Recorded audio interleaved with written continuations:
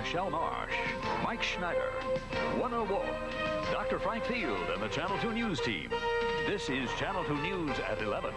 Everything you need to know, because anything can happen in New York. Hello, Michelle Marsh is in California for the Super Bowl. We'll hear from her in a couple of moments. Jane Velez-Mitchell is joining us tonight.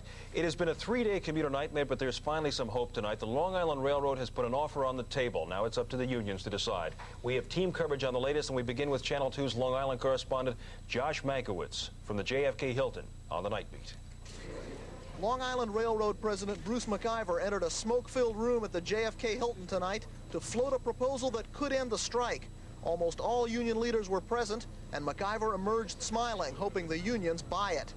I left the meeting quickly because I thought that I should give them an opportunity to discuss it among themselves. I'm not going to comment on their inclinations at this point in time. They can do that themselves. The railroad's proposal calls for an immediate return to work, followed by a 28-day negotiating period. If there's no agreement at the end of that time, all parties would agree to binding arbitration. And the sweetener thrown in by the railroad, all union members would immediately receive all the back pay they would have gotten had the unions accepted the two 5% raises the company's been offering.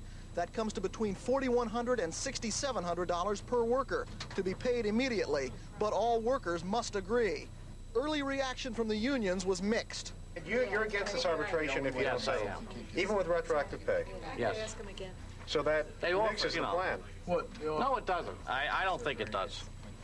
I think there's more flexibility left on their part. Bruce McIver? Now, so far, two unions, the Police Benevolent Association and the Engineers Union, have indicated they would accept the railroad's offer. But John Caggiano, the electrical workers, leader of the 5 unions that walked out yesterday, told me just a couple of minutes ago that he hasn't yet made up his mind. And railroad officials are careful to say that even if the unions agree to this package tonight, there is still no hope for morning train service during rush hour tomorrow. This was day one of the commute for a lot of people in our area, and our team coverage of the strike of the long way in and the long way home continues now with Channel 2's David Goldstein on the Night Beat.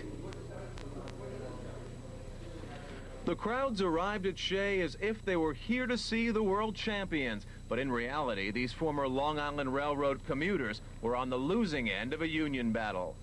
Absolutely horrible. This is the worst I've seen it. It's like a Met game here today. Nearly 10,000 commuters made Shea the halfway point tonight, forced to take the train from Manhattan, then slide through the icy parking lot to find a car they've left behind.